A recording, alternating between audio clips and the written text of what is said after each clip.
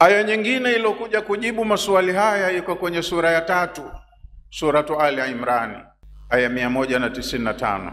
Fastajaba lahum rabbuhum, Mola wao amewaitikia au amewajibu wale wenye kudai, madai yao yamezingatiwa.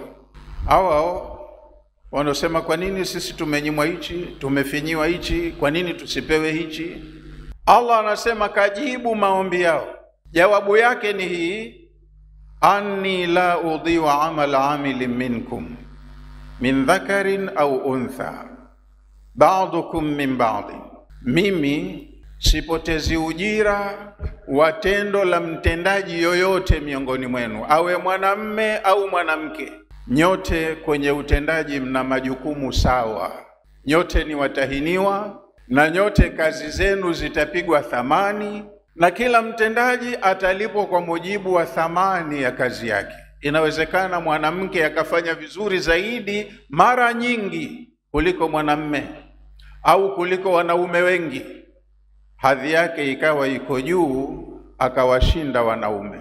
Na inasemekana ni huyu mama Ummu Salama alimuuliza mumewe ambaye ni mtume wa Mungu, kiongozi wa umma, ya Rasulullah, inni la asma'u Allah yadhkuru nisaa fil hijrati bi shay. Ewe mtume wa Allah, aya zikishuka zinawasifia wanaume tu, labda kwa sababu maneno yanakuja kwa dhamiri za kiume, jamu mudhakkar ndo inatumika, na kila wakisoma akina mama wanasema la, sisi tumetengwa mbali, hatuzingatiwi. Akamuuliza mtume, mbona sijaona mahala popote Allah akawataja wanawake kwa kuwasifia katika masala ya hijra kwa chochote, angalau kutajwa? Wanatajwa muhajirin, wanaume, wakati na sisi wanawake pia tuko tumefanya hijra. Wanasifiwa kwa haya wanaume, wakati mwingine na sisi wanawake tunafanya. Sasa anataka akisema Allah as-saimun, yeye anafikiria hapa wametajwa wanaume, wakati na wanawake tunafunga pia.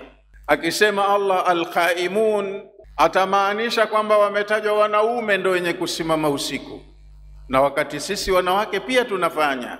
Kwa hikma yake Allah ndo aya nyingine akachanganua akataja hivyo, walmu'minuna walmu'minatu ba'duhum awliya'u ba'd, wakatajwa wote, wanaume waumini na wanawake waumini, baadhi yao ni mawali wa wengine. Kwenye majukumu wanategemeana. Kwa hiyo majukumu ya kuijenga jamii yanawahusu wanajamii wote, wanaume na wanawake.